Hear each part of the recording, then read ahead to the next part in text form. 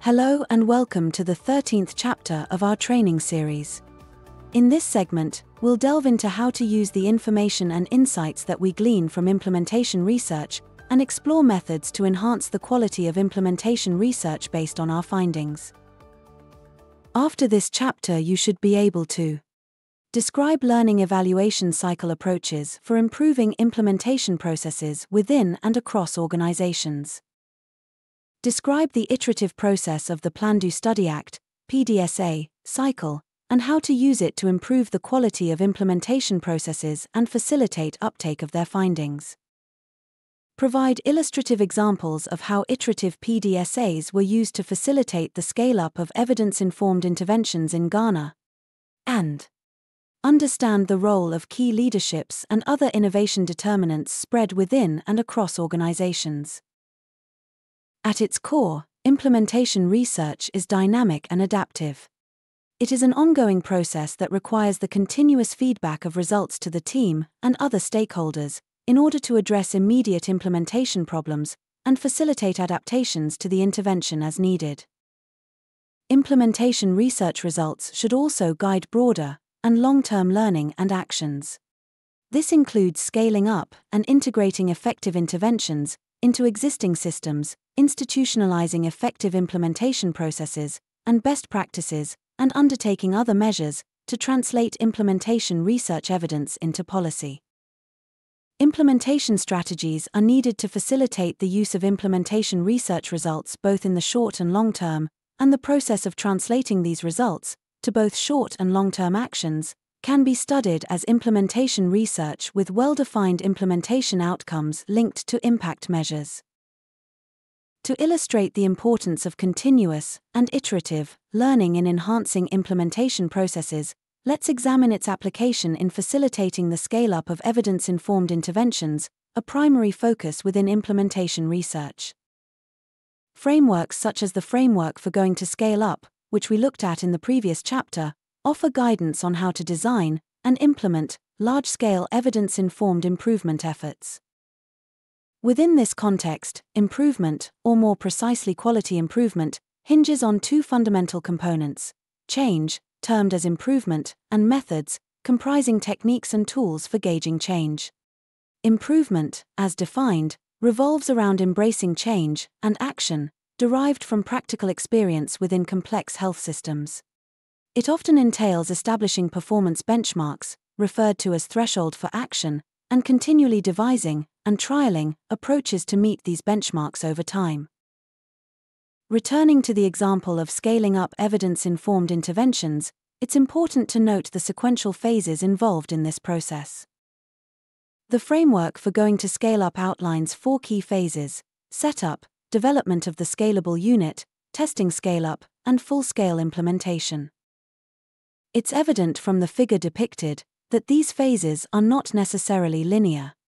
Instead, they may exhibit a more organic and interactive nature. For instance, feedback from a subsequent phase may influence and adjust preceding phases, thereby creating balancing or reinforcing loops. These dynamic interactions represent key features of complex adaptive systems. Several scientific methods can be deployed to achieve the aims under each of these scale-up phases. Because the phases are looped in a system, it is important to have an adaptive learning design that supports the systems and allows them to learn, change, and improve the intervention in each of the phases in an agile manner. Examples of such adaptive learning designs include the learning evaluation cycle, which involves the use of systematic methods and tools to address critical bottlenecks at various implementation stages of health interventions, and feeding back the lessons learned to stakeholders in real time. Most adaptive learning designs, including the learning evaluation cycle, use quality improvement approaches as the engine for learning and change. Quality improvement approaches include the use of small, rapid tests of change in real time and time series data for internal learning and monitoring process of change. In short, quality improvement provides the mechanism by which a key principle of implementation research is operationalized to support local practice change, and such implementation processes in turn provide theories to inform implementation and evaluation to produce generalizable knowledge. The model of improvement is one of the quality improvement approaches that could be applied in each of the phases of the scaling process to continuously monitor improvement. It requires a collaborative team to determine specific outcomes, guided by the following questions. What are we trying to accomplish? The aim? How will we know that a change is an improvement? The measures? And what changes can we make that will result in improvement? The changes needed. The model of improvement has 4 critical elements. It is focused on specific and measurable aims. It includes measures of improvement that are tracked over time. It identifies fundamental changes that will result in the desired improvement. It involves a series of testing cycles, during which teams learn how to apply key change ideas to their organizations. These small cycles of testing changes involve planning, doing, studying, acting, PDSA, before returning to planning, and so on. The PDSA cycle typically encompasses several steps. Initially, it involves identifying a quality gap within a healthcare service. Subsequently, a plan is devised to address this identified gap. The plan is then tested through hypotheses to determine its potential success or failure. If successful, the plan is implemented. To assess the impact of each change, quality improvement tools such as control charts are commonly utilized. Additionally, supplementary tools such as the Ishikawa fishbone diagram and the Pareto chart are employed for analyzing the root causes underlying the quality gap. The Ishikawa diagram aids in identifying the various factors contributing to the problem, while the Pareto chart helps in understanding the frequency of these contributory causes.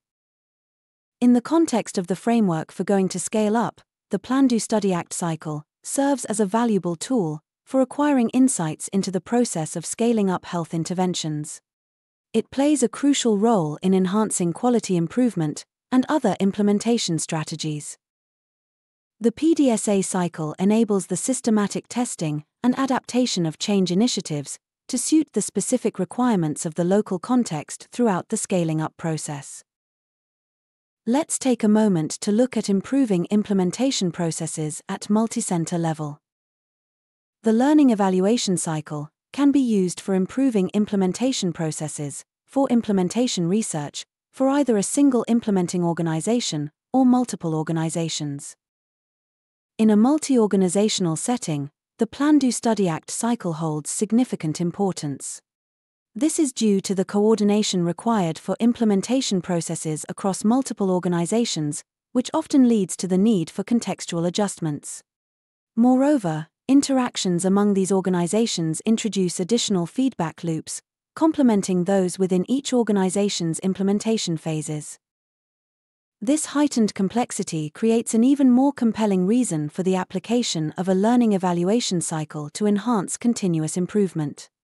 In such scenarios, there are broader principles to learning evaluation that may apply, including gathering data to describe changes made by organizations and how changes are implemented, collecting process and outcome data relevant to organizations and the research team, assessing multilevel contextual factors that affect implementation, process, outcome, and transportability of results across organizations. Assisting healthcare organizations in using data for continuous quality improvement within and across organizations. Operationalizing common measurement strategies to generate transportable results from the continuous quality improvement study and synthesizing learnings across organizations.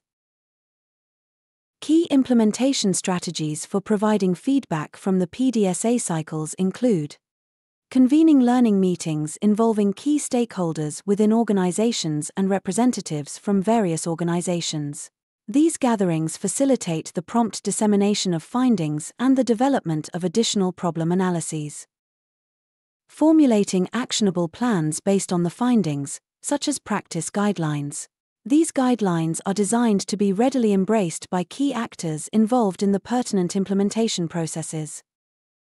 Securing leadership support and resources for implementing actions both within individual organizations and across the collaborative network. The role of supportive leadership in implementing change is crucial within and across organizations, and is often needed for creating the right environment for implementing change by convening relevant stakeholders within and across organizations. These stakeholders may represent a diverse range of entities, such as academic institutions, government agencies, and community organizations, depending on the specific implementation processes at hand. The type and style of leadership required may vary depending on the nature of the organization involved. It is, therefore, important to assess the existing leadership structure and develop strategies to leverage these arrangements effectively. This entails utilizing both formal and informal channels to harness evidence from implementation research for driving positive change. In conclusion, the approaches and principles described in this video play an essential role in facilitating implementation research by continuously generating, discussing, and translating real-time insights into evolving implementation processes. The Learning Evaluation Cycle, Model for Improvement, Plan Do Study Act cycle, and broader learning evaluation principles are integral to implementation research.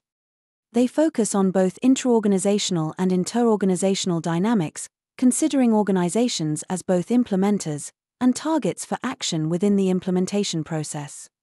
These methodologies foster a coherent connection between collaborative participants and organizations, aiding in their improvement efforts and the reaching of implementation goals. There is a reciprocal relationship between quality improvement and implementation research that can be enhanced to facilitate research and learning evaluation on implementation processes.